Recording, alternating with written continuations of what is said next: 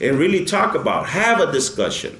And I have a pamphlet here that has been really important, and I've been reading it a lot. And it talks about all the issues that divide us, all the issues that people think about. They're taking our jobs, that they're lazy, that they're violent, they're criminals, all these issues that stereotype the African American as well as the Latino, and to really start having a real solid, honest discussion about it.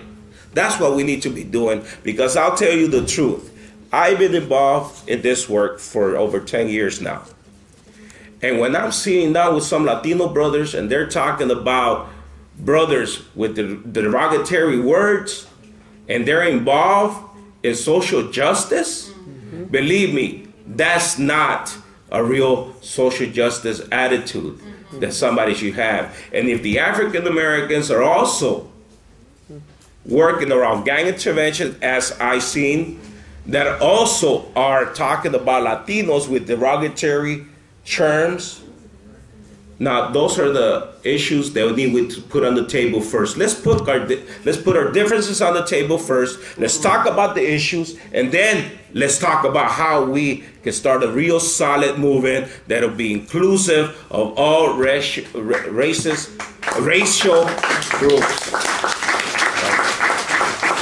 Thank you so much, Alex Sanchez, for Moments with Leaders. I know we were supposed to end at 5:30, and I just want to give a few minutes for people from the audience to comment or ask any quick questions. Maybe we can do like a quick go-around, and then the panel can respond briefly. Is that Davey D? Can you talk about this conversation, this honest dialogue with respect to geographic? Oftentimes when we talk about black-brown unity and conflict and over time, to my frustration, it always seems to have either an East Coast or a Chicago perspective that has nothing to do with the realities and challenges out west, and in particular in Los Angeles and all up in Arizona and other places. And that seems to often dominate the conversation. Like recently we've seen a black-brown unity thing where there's no Mexicanos on the panel. It was Puerto Rican and black, and it's like that has nothing to do with California. So that's the first thing. The second thing is, being in LA, there seems to be a lot of targeted media.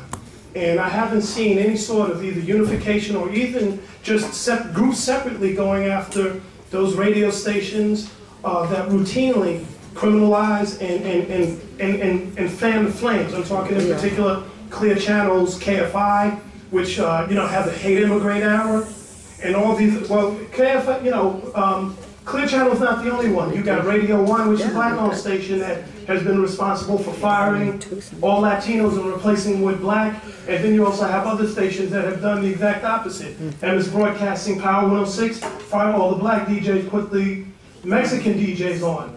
And people need to understand that even here, KMAL, in this market, Chewy used to get in trouble and got suspended for talking Spanish on the air because it wasn't targeting the black audience. And I bring that up because it seems like those outside entities play a major role in fanning the flames and causing those divisions, and we never really have that conversation with those perspectives, so I wanted to get your take on it. I think that there is a big difference in regards to the East Coast unity, Latino and black unity approach, primarily because you haven't really seen this race division. You have Puerto Ricans that are, look darker than you, and there's more diversity. In regards to California, there has been a big division. And one of the biggest challenges that I've had in talking about this conversation with other Latinos that have been involved in a gang lifestyle, that are trying to just come back to the table, and we're trying to cease fires in different communities that have been targeting African Americans, and communities where are divided. And one of the things was that one brother told me, don't get involved in the black issue. Why? The fear of the bigger powers inside the prisons that control a lot of issues inside, the politics of it all. And I heard that from the other side. Yeah. Right? So you start thinking, am I gonna take the risk to step a line over and start talking about serious issues. If I'm talking about peace and unity, not to just talk about my hood and my other Latino hoods in the area, bringing unity between them. But am I going to cross the line and actually go and talk to these other groups? And I think that that's the biggest fear and challenge that exists in Los Angeles and actually up north here as well between those powers that be. You know, and my answer is this. We didn't step into this work because of fear. That's it. If we're stepping in this line of work, we know that we're going to be challenged. Yeah. And no matter what powers they are, I think that if we are true to what we're doing, and if we believe and we do things the right way, it's about saving our children. There's brothers in there, they want their children alive too. Both Latinos and African Americans don't want their kids involved in gangs. So if we start framing the issue about our children and saving our children, I walked with Bo Taylor, and he was dying already from cancer. We walked from the Coliseum all through the neighborhood on King Boulevard, and this is a Latino brother going with the crib. And all these other brothers right there. We're showing this unity. The thing is that the media has really pushed on the issue. And when you talk about, you know, why haven't we showed up in force when African American kids get shot? You know, has to do with the same politic issue, but has to do mostly with the lack of leadership that we have in our city. There you go. There you go.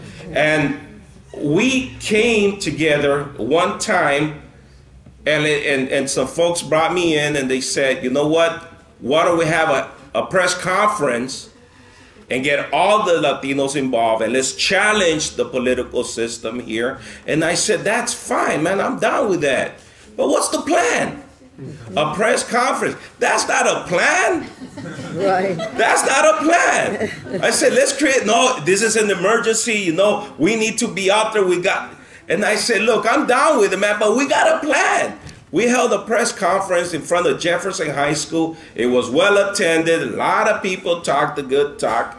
And I said, well, what's the plan? I said, and we just spoke. No questions were asked. I said, I'm glad they didn't ask what plan it was. Right. Because we did not have a plan. But are there efforts to do it? Yes. But is there leadership? No. And I think that that's where the challenge is. Where do we get it from? And I think that it will take some folks that are formerly incarcerated, that understand the system, to really that have been able to go over that line and really start pushing the issue. And because our leadership is not, with all due respect, it's not doing it. You know, and I can touch on some other issues, but go ahead, Thank you so guys. much, Alex. I want to give Isabel, Gerald, and